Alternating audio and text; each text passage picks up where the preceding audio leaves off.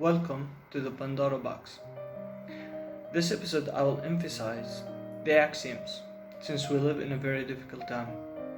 Palestinians are one nation, whether they are Muslims or non-Muslims. Human race is one nation, whether they are Arabs, Africans, Asians, European, etc.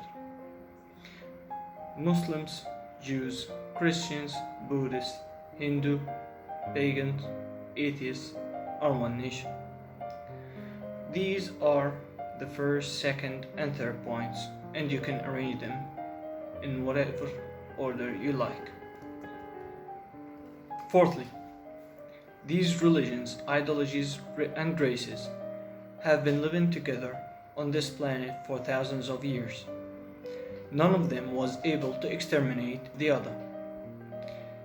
And there is no reason for us to think that any of them can destroy the other today or tomorrow.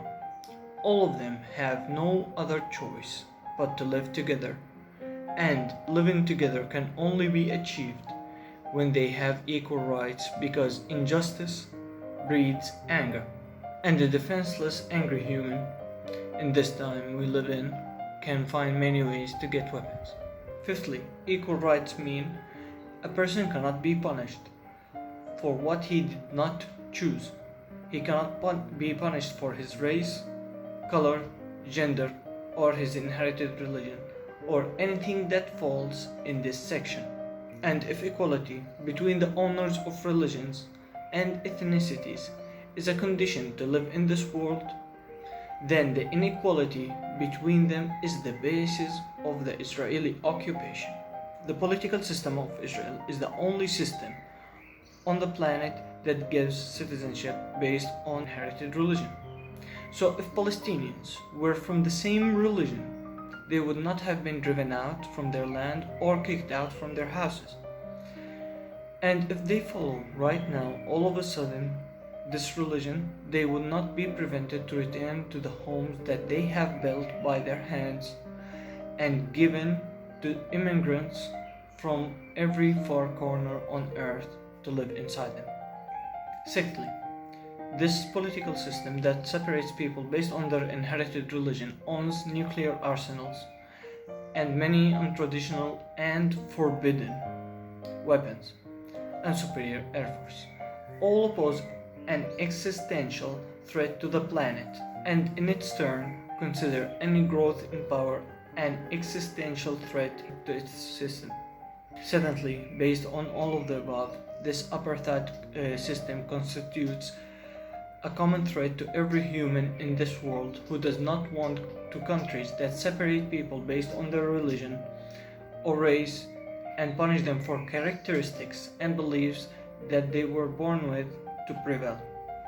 Eighthly, civil wars between the sects of a nation and sectarianism is a type of racism that costs every nation thousands of innocent souls between death, displacement, and homelessness, more than what wars against racist invaders have taken.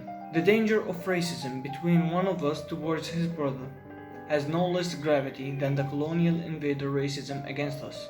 Ninthly, humans as a nation, with all the bloodshed that has happened, can't be united today except to confront a common threat, to get the same rights. And any attempt to unite humans as a nation against one of its races or sects is a contradiction as big as the sun. And I don't mean here that people should forgive their tyrants or oppressors, because they didn't become rulers except by dividing the people and mastering their minds. What I mean here is, people should not hostile other people. None of us should punish the other for his race, color, or religion. Tenthly, based on all of the above, every act of resistance anywhere on earth is an act of unification for humans as one nation and race, and vice versa. Every act that divides people, teach them hate, is a gift to their tyrants.